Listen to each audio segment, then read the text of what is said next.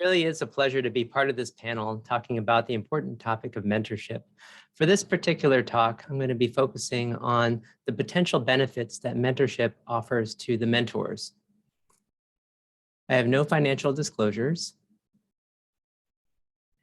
And I would just first start out by saying that if you're thinking about going into mentorship or trying to think about being a mentor, and the first question that you ask yourself is, how is this going to benefit me? Then I would say that mentorship is probably not for you. So this is not the main reason why mentors tend to mentor.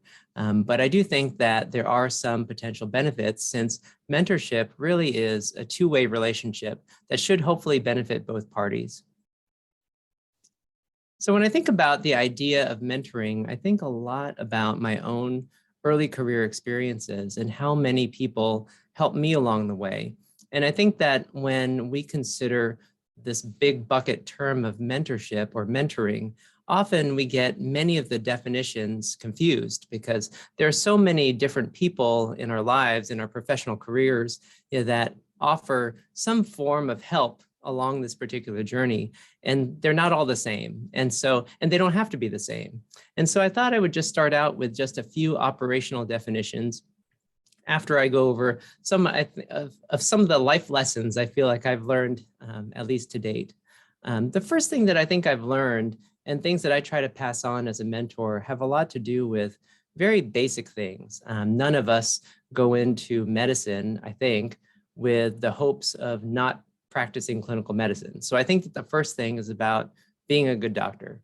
I think it's also important as you progress in your career that you start to think a little bit bigger than your own career successes. And so this is where I feel like mentoring comes in. And this is really where the benefit for the mentor really starts. I think it's important too that you have a very strong idea of true north. So what is right? I think you're going to have to take a stand at some point or another. I think that as a healthcare leader, as you move into potential roles of leadership, that you have to really learn how your system works in order to enact change. I think it's important to look at history. So who has come before you? What are the kinds of things that were done before? Maybe some of the background or the reasons for why certain aspects of your system are designed in the way that they are. And I think that over the course of your career, and this is for many of you who are currently mentees and eventually become mentors, I think you have to maintain this positive attitude and continue to always support people in your career.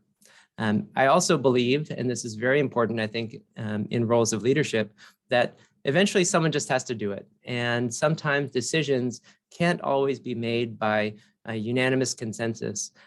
Because at some point, decisions, as we learn every single day in the operating room, have to be made.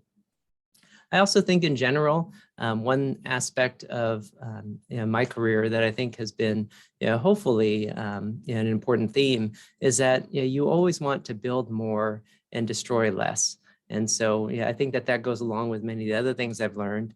And it's also important to be visible. And a lot of the things that we do as anesthesiologists are invisible, and we're very commonly anonymous. But there are often times when much of the work that we do really does need a light shined on it. And so I think as a mentor and as someone who has helped guide other early career faculty and trainees along in their careers, I think you also have to try to point out to your mentees, when some of the work that they're doing is extraordinary and requires much more attention and dissemination, which I think will also help them along in their careers as well.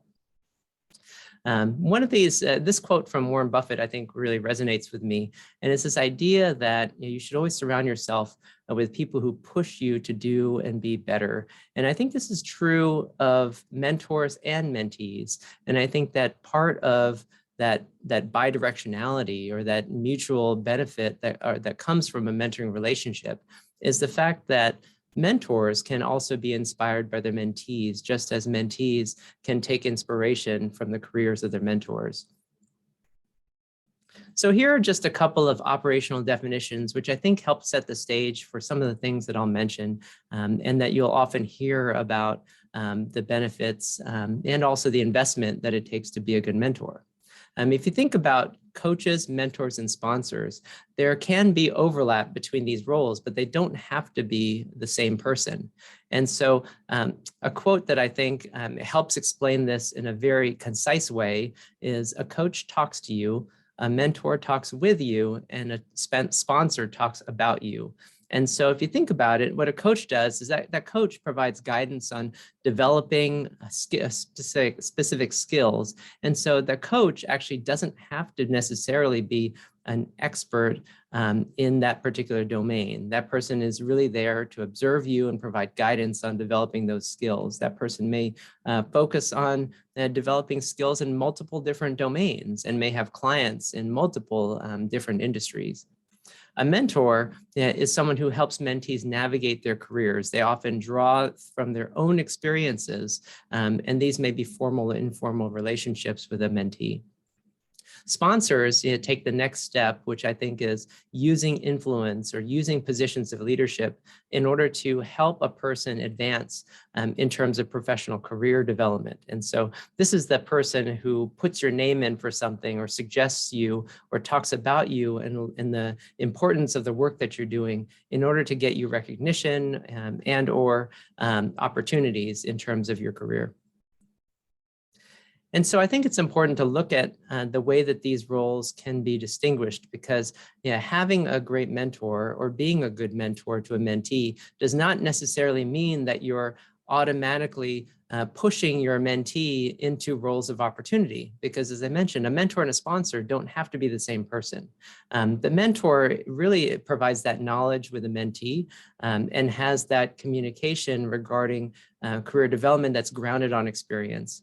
And then the sponsor is the one who actually uses power and influence in order to put a person into a position of opportunity. So when we look at these roles, and these have been listed in multiple different articles and venues, the mentorship and sponsorship are fairly different. And I think that this is okay, especially as a mentor. Sometimes there's this expectation that the mentor will automatically find the career paths for their mentees. But remember that these don't have to be the same. And so if you're a mentee, then I think it's important that you have both. You have to have mentors, people who can guide you in different aspects of your career. And that doesn't mean that you just have one. You could have a mentor that helps provide guidance and experience based on their own lived experience in clinical care. Then you may have a mentor in research. You may have a mentor in improvement or in education or in committee service and administrative leadership. Sponsors can sometimes also be mentors, and mentors can also sometimes be sponsors. But as someone who is early career, it is very helpful to find those people in positions of influence who can be your sponsors and can put you up for different types of opportunities.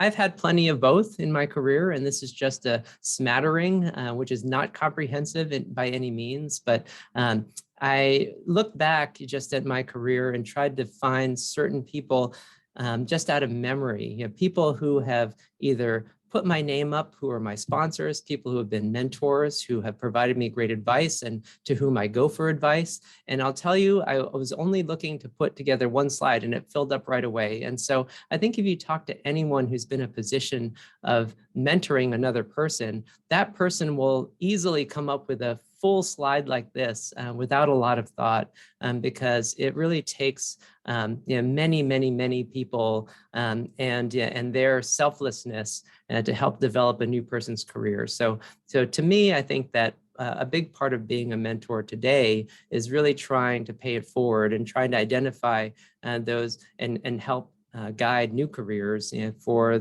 hopefully the next generation of leaders in our field.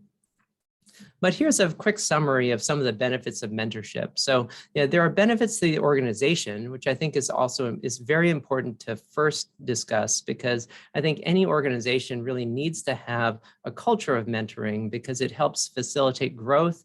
It helps potentially develop new leaders. You need to have succession planning for an organization to be successful over the long term. It also shows that you have a visible commitment to your staff. So if you're trying to recruit and retain new staff, then I think having a mentoring culture, I think, is really key, because that's what people want when they start to develop in their professions. I think it's also important because it keeps a lot of the institutional knowledge within the organization, as opposed to losing people to other organizations. You can continue to build, and I think that's really, really critical. Having a mentoring culture means that people not only learn about their profession and develop in their careers at a place, but then they continue to develop new leaders, and that institutional knowledge carries on. I think to the mentor, to the individual, the one who's spending the time with a mentee, I think there is a lot of professional satisfaction and fulfillment.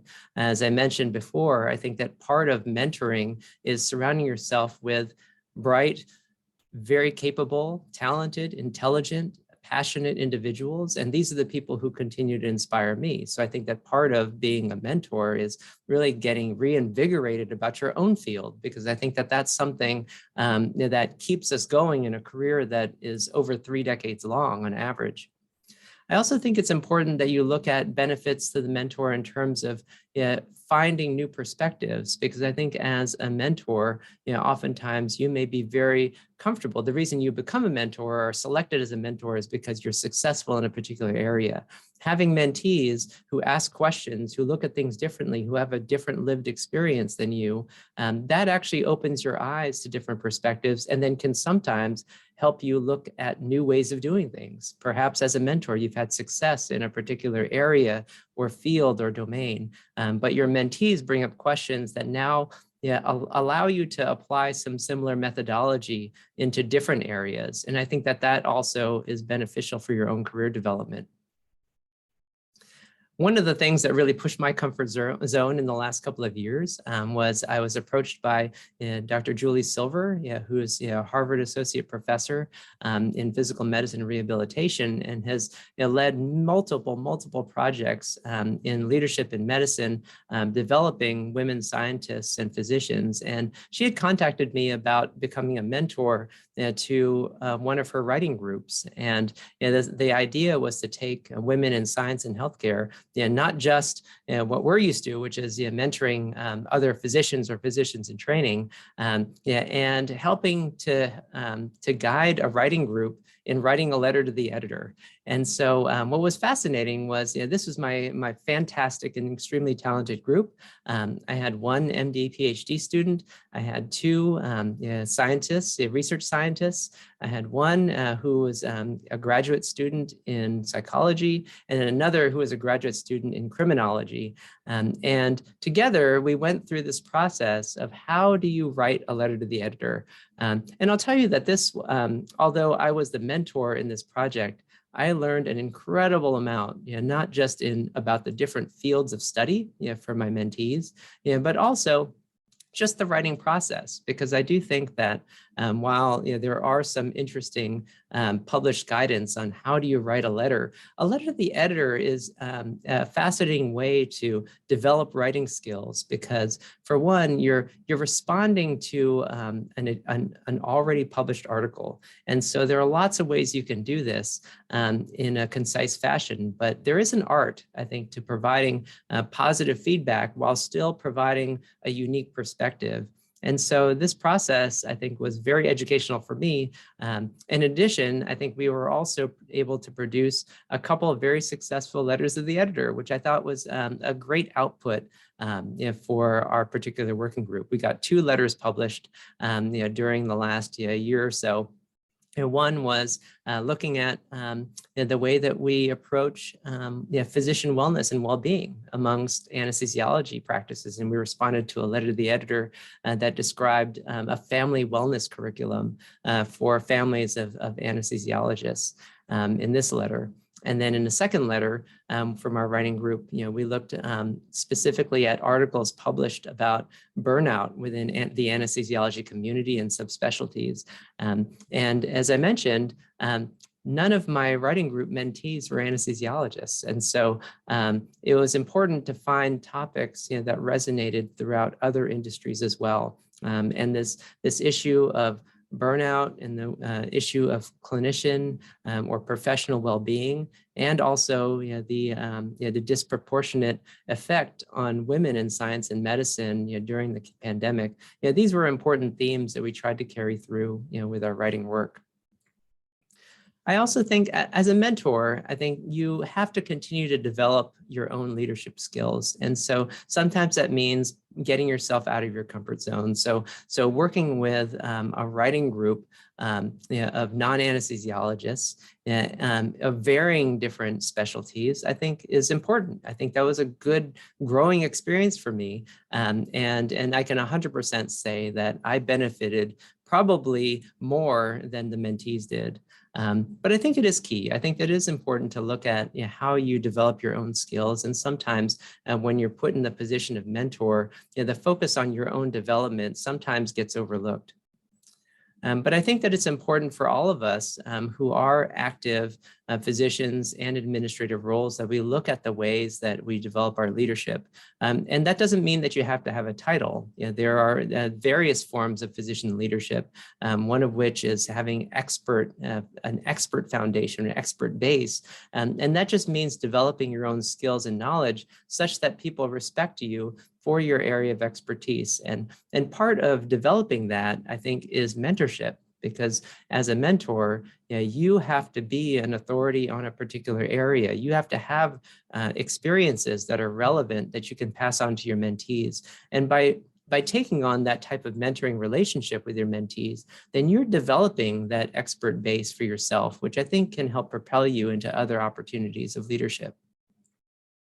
And I think that there are a lot of benefits, as I mentioned already, but I do think that being a successful mentor, being able to help influence in the careers of, especially of your early career mentees, I think that helps grow your organizational dynamic. I think it helps improve the collegiality and culture within a group.